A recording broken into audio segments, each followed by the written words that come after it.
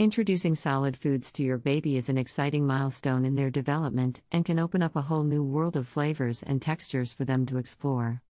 But as a parent, it can also be a confusing and overwhelming time. What should you feed your baby?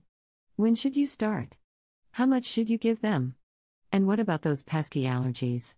Don't worry, we've got you covered. In this video, we'll take you through everything you need to know about introducing solid foods to your little one, including the signs that they're ready, the best foods to start with, and some tips and tricks to make the transition as smooth as possible. So let's get started. When to introduce solid foods?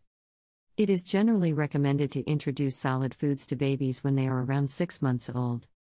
This is because at this age, their digestive system is more mature and they have usually developed the necessary skills to eat solid foods, such as being able to sit upright and bring food to their mouth. It is important to note that every baby is different, and it is essential to pay attention to your baby's individual needs and cues. Some babies may be ready for solid foods earlier or later than others.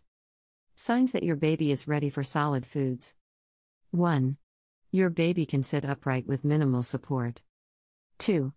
Your baby shows an interest in food and tries to reach for it. 3. Your baby can turn their head away to indicate they are full. 4.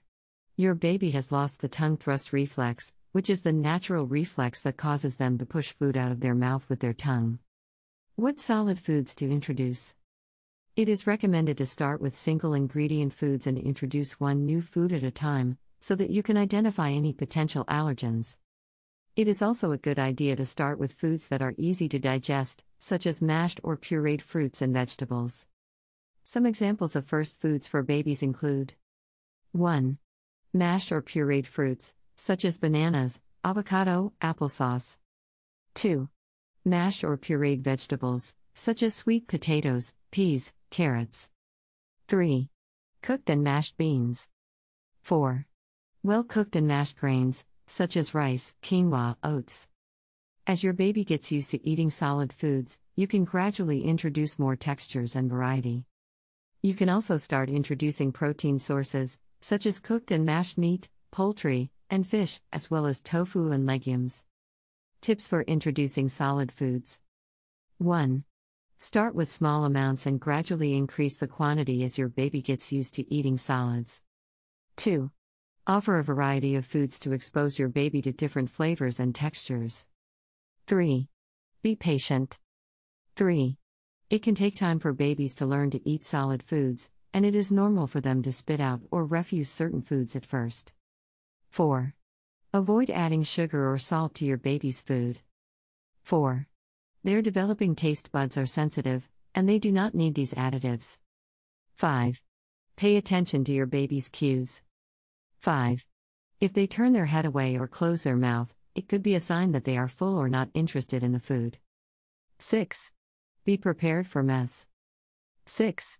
It is common for babies to make a mess while they are learning to eat solid foods. 6. It's all part of the learning process, so don't get too worried about it.